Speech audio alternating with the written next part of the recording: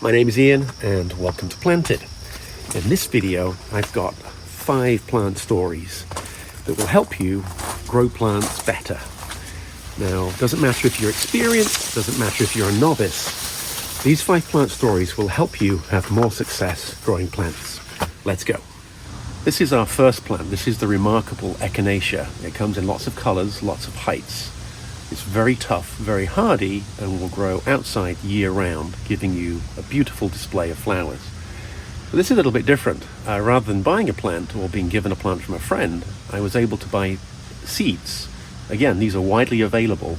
The seeds were sown in January, and they started to germinate in February, and here they are. I've got some plants down here, and then I've got this one that's in flower. But the story with this is, a packet of seed may have 20, 30 or 40 seeds in it. It's very tempting to feel that you have to grow all of them. I wanted 5 or 6 plants, and that's exactly what I've got here.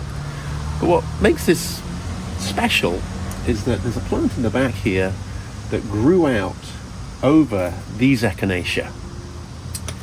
And these were planted out late March, early April, probably early April.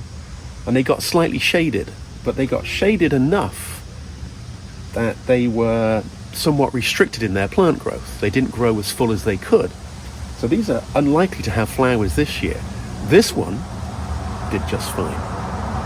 So the lesson with this particular example, this is the first of 5, is that rather than buying a plant which can be expensive, you can grow them from seed, very reliable, choose the right plant, such as Echinacea, and you can have a wonderful stand. Another added benefit of growing Echinacea is that the seeds are an attraction to the birds. If you're new to gardening, it's important that you choose plants that will be there this summer, next summer, and the year after. And that is why I chose Echinacea as this example. A plant well worth putting your endeavors and your resources behind, because it will reward you with reliable growth for years to come. This next plant is the beautiful, wonderful Habanero Pepper. Now, of course, you can grow it to use it in food, which is what I do. I have some friends that love hot, spicy food. But I just think it's a beautiful, elegant plant. This one is actually a little rambling, but there we've got the fruit. You can see how beautiful they are.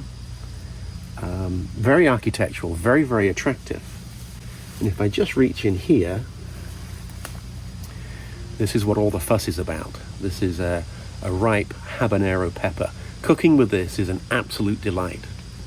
I like the shape of this plant. I like the height of it. I did not grow it from seed. These are easy to buy. I got a 6-pack from my local store, put them in different parts of the garden. That way I can be sure of some of them fruiting. If you've never grown peppers before, I would encourage you to do so. And if you've never grown a habanero pepper, I would absolutely encourage you to do so. Cooking chili with this for Halloween is just wonderful. I have a batch of chili that's on the milder side, and then I have this one, which is the nuclear crazy hot version for my friends that have got a remarkable tolerance to spice. Be careful not to get the sap of this on your skin. Don't touch your lips or your face. You'll be surprised how many people will want this if they know that you're growing it. Good luck. Next on our list of 5 plants worth growing is the beautiful fig.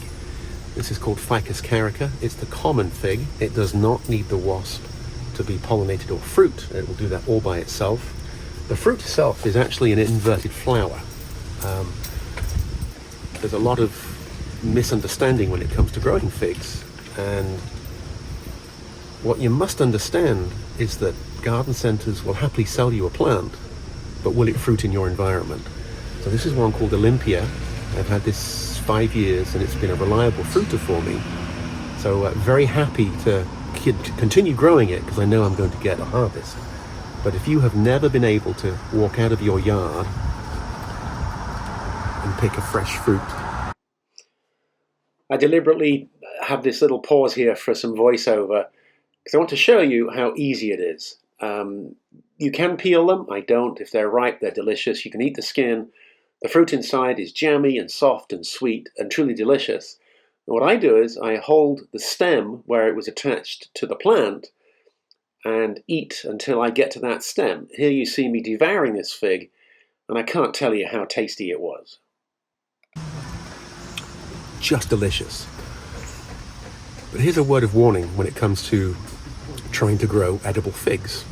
Look around your environment, look around your area, and those are the figs that you then need to try and grow.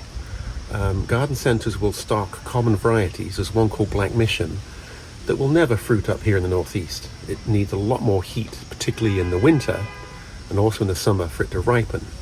So nurseries do a little bit of a disservice by selling you a plant which is borderline going to fruit in your environment.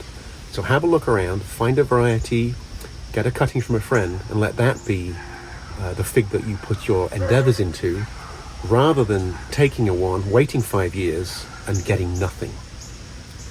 Figs are very addictive. I've got 5 or 6 of them now. I like to think that those 5 or 6 are the better varieties for my area. And taking a bowl of figs to go and see your friends at a party, you'll be an absolute hit. So persevere, get the right variety. Edible figs are delicious. Earlier this year, I showed you a video of some lily bulbs that I bought at the end of last year. I planted them in October, November of last year, and then this summer they gave me a beautiful display.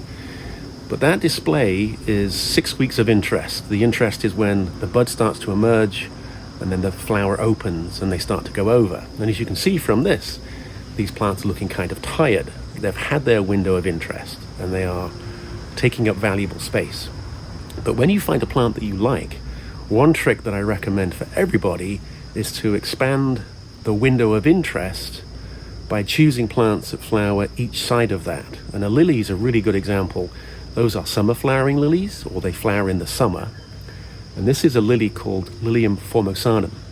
And it's a little bit later. Here we are in mid to late August. And as you see, it's putting out beautiful flowers.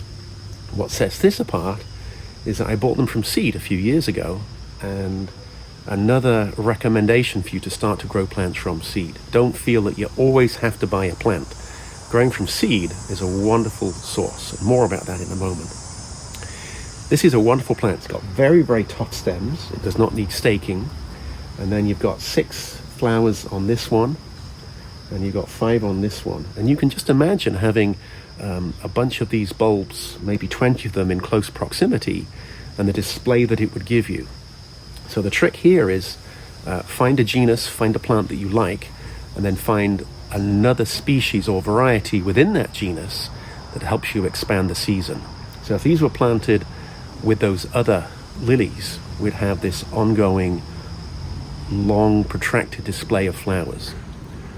And you don't need to have an extensive plant vocabulary to know that, well, I like this lily that flowers in July, and now I'm going to find a lily that flowers in August. And that's exactly what we have here. I'm going to save some seed from this, and then in the fall I'll probably dig up these bulbs and also move them back into my other courtyard. They smell good too. This next plant is the beautiful and wonderful Nicotiana sylvestris. It has copious amounts of tubular white flowers, and of an evening they have a great fragrance. This plant is 6 foot tall, and it flowers throughout the summer. But what I want to share with you is its copious quantity and ability to put out seed. So I've got nothing in my hands, there's no tricks here. And if I just invert this and shake, I hope you can see this. This is a remarkable quantity of fresh, viable seeds. As you can see here, this plant is very prolific of putting out seed. The seeds are tiny. This is a problem and a godsend. If you have a lot of space, you could cut this branch off, take it, shake it around your large area, and next spring, without doing anything, when the temperature rises, these would germinate and you'd have this beautiful display. It would cost you nothing. You need to jump into the time zone. That is that if you spread these now, they're dormant in the winter and they won't start germinating until late May, maybe even early June. And you think, well, that's way too late.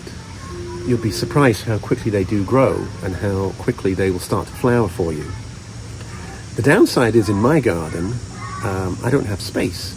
So I have these plants popping up all over the place, and I have to come through on a regular basis and weed them. This is where you really have to get into managing plant growth. How nice would it be if your problem was not planting them and having them grow, but it was pulling them out and removing them? That's a nice problem to have. This plant I dug up and I moved here because I wanted it at the back of the border to give me height. And it's just done so well for me. In my hand there are thousands of seeds. And this is how seeds manage to colonize an area. A small percentage of these will grow, and a lot of them will fail. That doesn't matter. But that's why I like working with seeds.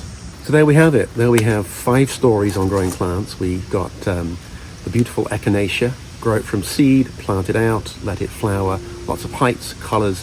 Very, very tough. Very, very reliable. The beautiful exotic Habanero, something that anybody can grow, and I encourage you to give it a try. We have the selected, gorgeous, reliably fruiting fig that is a great plant for children to get involved with. When they go out there and they can pick a fig for themselves, it's just delicious. We have the later summer flowering lily that will go with the summer flowering lily, and that's a great way to increase your interest over a longer period of time. Then finally, we've got plants for free from, here's an example with the Nicotiana sylvestris. I should say this one's got a beautiful, wonderful fragrance. So there's our 5 plants. There's our 5 plant stories. Thank you for watching. As ever, bye for now.